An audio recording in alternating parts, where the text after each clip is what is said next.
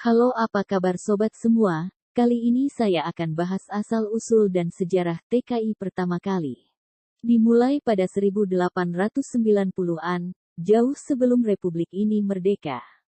Data Badan Nasional Penempatan dan Perlindungan TKI (BNP2 TKI), pada awalnya pengiriman TKI dilakukan oleh pemerintah Hindia Belanda dengan cara mengirim buruh kontrak ke negara Suriname, Amerika Selatan yang saat itu merupakan jajahan Belanda. Saat itu TKI dikirim karena Suriname kekurangan tenaga kerja untuk mengurus perkebunan karena budak asal Afrika yang bekerja di perkebunan Suriname dibebaskan pertengahan 1863 sebagai bentuk pelaksanaan dari politik penghapusan perbudakan. Gelombang pertama TKI yang dikirim tiba di Suriname tanggal 9 Agustus tahun 1890 dengan jumlah 94 orang. Mulai saat itu pemerintah Hindia Belanda secara reguler mengirimkan TKI ke Suriname. Pengiriman TKI ke Suriname oleh pemerintah Hindia Belanda berakhir pada 1939 dengan jumlah total mencapai 32.986 orang.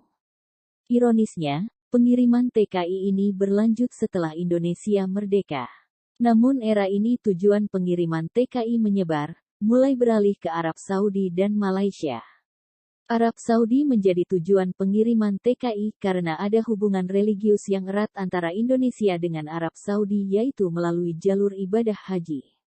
Pada saat orang Indonesia melaksanakan ibadah haji mereka berinteraksi dengan warga lokal Arab Saudi, bahkan ada yang kemudian menikah, menetap dan membuka usaha di sana. Lambat laun hubungan semakin erat sampai kemudian hari ada yang mengajak saudaranya ke Arab Saudi untuk bekerja. Malaysia menjadi negara tujuan lain karena memang secara geografi dekat dengan Indonesia. Apalagi sejak dulu memang sudah ada perlintasan di batas antara kedua negara.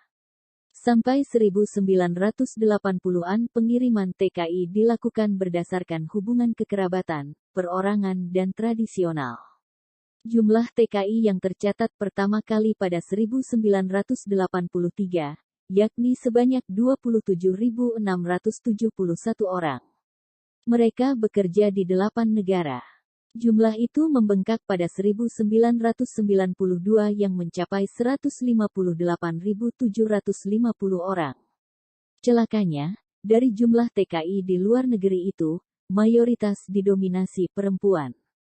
Setelah 1980, pemerintah baru menetapkan regulasi untuk mengatur pengiriman TKI karena pemerintah melihat nilai positif dan nilai ekonomis tinggi.